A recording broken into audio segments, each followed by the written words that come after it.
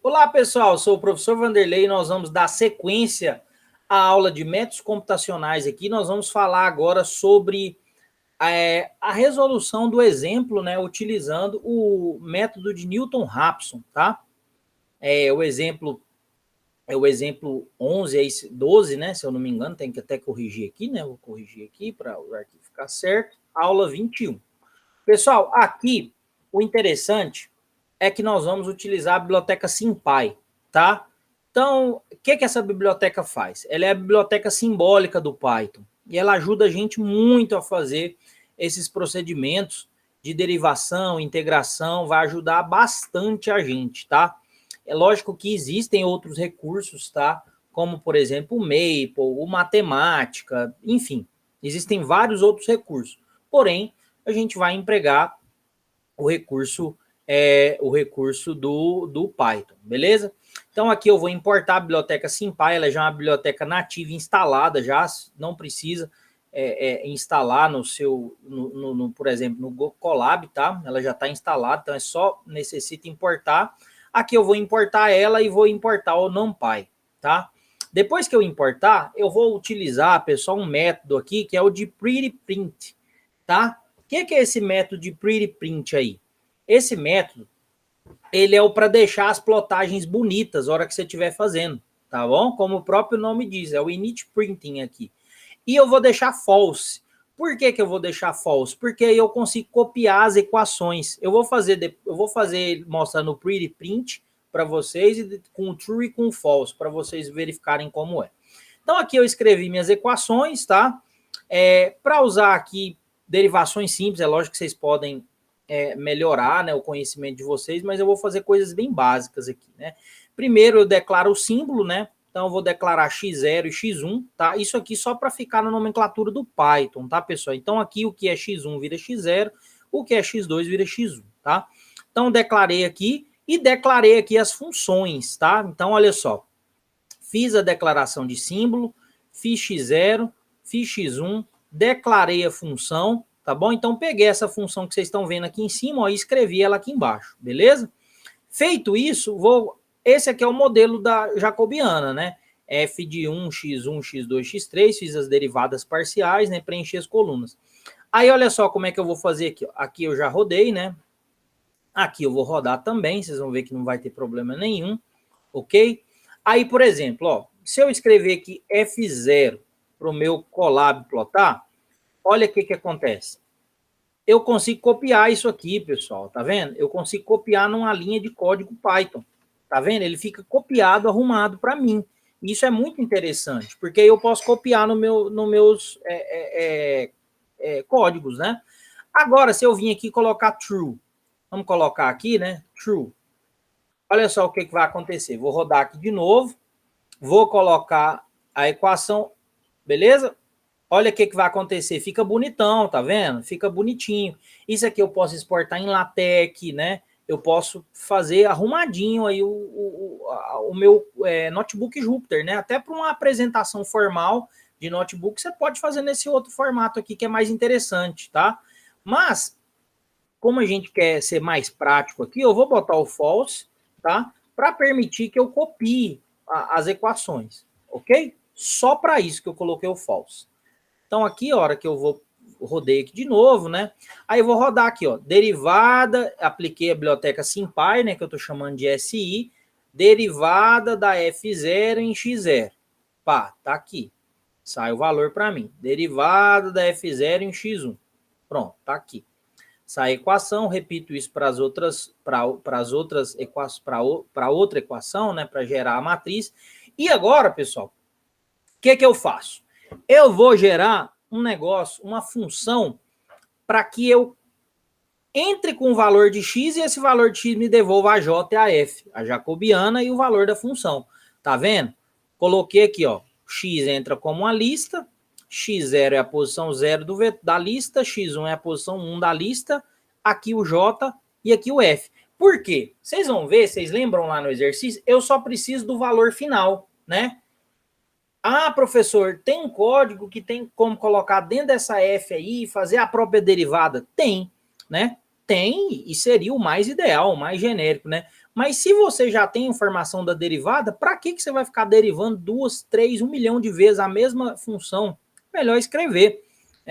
Você vai gastar menos computador, né? Menos recurso computacional. Se você fizer isso, você imagina se toda vez, toda iteração, ele tem que passar para derivar essa mesma equação aqui que você já conhece, a derivada. Não tem sentido, né? Então, por exemplo, quando a gente está lá nos elementos finitos, a gente não fica derivando toda hora, né? A gente coloca lá já o valor da derivada do polinômio interpolador e pronto. Né? E aí só faz a integração numérica, né? Que precisa ser feita, mas a respeito de derivada, você não fica fazendo a mesma derivada várias vezes. Não é produtivo, né? Então, olha só o que eu fiz aqui. Criei uma função para calcular a jacobiana e o valor de f. Isso aqui vai me dar o quê? Vai me dar a direção S de busca. Professor, poderia colocar para calcular a direção S de busca aqui? Poderia, não tem problema nenhum. Esse aqui é o padrão que eu estou usando para dar aula.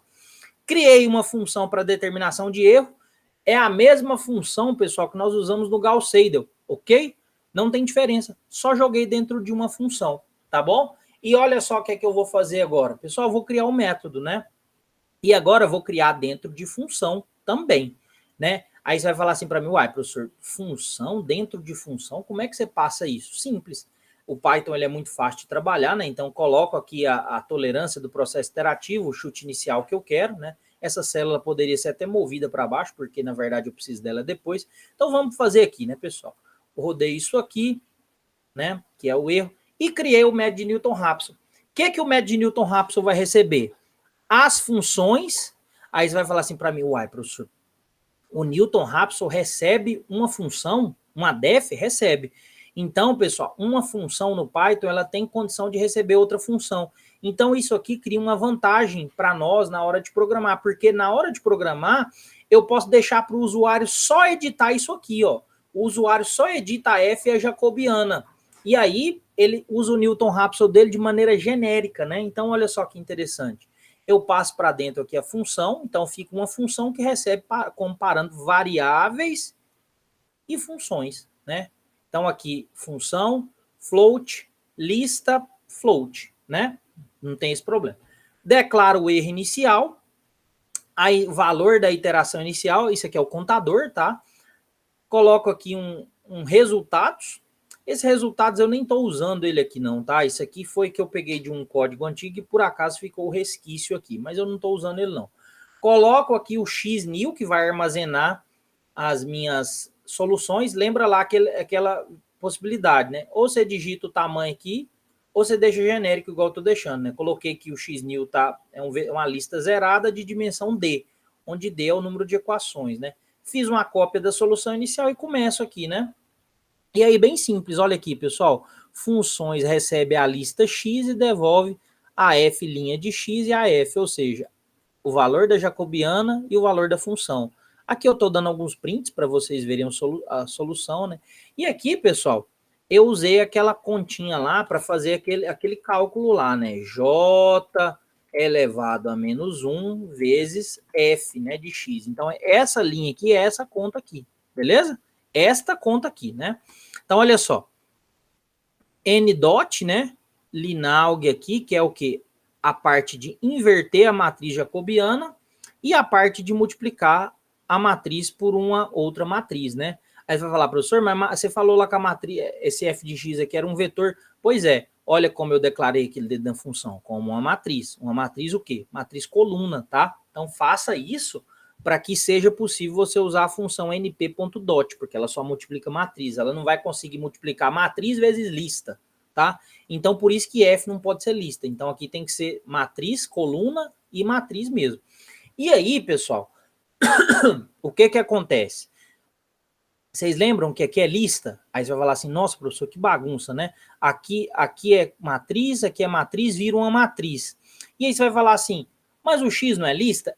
Aí você vai fazer a conta voltando, né? Você vai aplicar uma função voltando, você vai aplicar essa função flatten aqui. O que é essa função flatten? Essa função flatten é como se você fosse planar a sua matriz. Então aqui vocês concordam comigo que vai aparecer uma matriz coluna, porque vamos voltar lá na aula, né? Se F, por exemplo, é 3 por 1, o que tem que ser F', né? A F' tem que ser 3 por 3. E isso vai me gerar um AUX, que ele é o quê? 3 por 1. Só que isso é uma matriz. E o seu X é lista, né? Então, o que você faz? Você usa esse comando flatten aqui, que ele transforma esse objeto num array para uma lista, usando esse comando flatten aqui, que é próprio do Python, né? Como se estivesse planando mesmo, tá? Então, o S vai ser uma lista. E aí, olha que simples, né? Eu faço for xnew é igual ao xcont mais o quê? Mais o pedacinho da lista. Lembra que para o S aqui eu tenho um valor de menos, tá? Então, aqui, ó, é o S, aqui é o completo, né? Aqui é onde eu estou fazendo isso aqui, né, pessoal? Isso aqui, lá da teoria, beleza? Opa! Aqui para ficar certinho para vocês aí, beleza, pessoal? Fiz isso, né? Aqui nessa linha eu fiz isso usando esse menos aqui e o comando flatten, ok? E aí eu printo aqui, né, o resultado, calculo o erro. Aí você vai falar assim, professor, mas eu posso usar uma agora sem chamar a função, eu posso usar uma função aqui? Pode. Aqui, pessoal, eu entrei com essa função porque eu vou permitir que o usuário digite. Então, por exemplo, quando vocês estiverem fazendo o exercício de vocês não vão mudar nada no código, vocês vão vir aqui e mudar, escrever a sua J e a sua F aqui dentro e colocar aqui, né, um X2, né, porque o outro exercício que eu coloquei para vocês é com 3 dimensões, né? Então, vocês vão colocar o X2 aqui e criar novas posições aqui, beleza? Então, para a gente finalizar aqui, né, vou rodar o código com vocês, vou rodar o código aqui, né, aqui vai ter uma cópia, enfim, e aqui dou o chute inicial, rodei, carregou a função e agora, de fato, eu vou executar a função. Olha aqui o que agora eu faço. Eu chamo a função f e jacobiana. Se vocês olharem, essa função é essa aqui, ó. Beleza? Que o usuário vai poder mexer. Então, olha só. Vou rodar o método, iteração 0, né? Ele calcula o erro aqui, iteração 1, iteração 2, né? Vocês estão vendo que os valores estão aproximando de 2 e 3, que é a solução, né?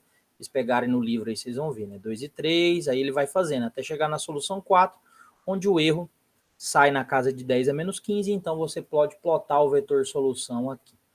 Beleza, pessoal? Então essa foi a aula de utilização do método de Newton-Raphson. O algoritmo vai estar disponível para vocês aí testarem, tá bom, pessoal? Espero que vocês tenham entendido. E agora nós vamos dar sequência no trabalho e passar para outra matéria, né? Que é a matéria de ajuste de curvas.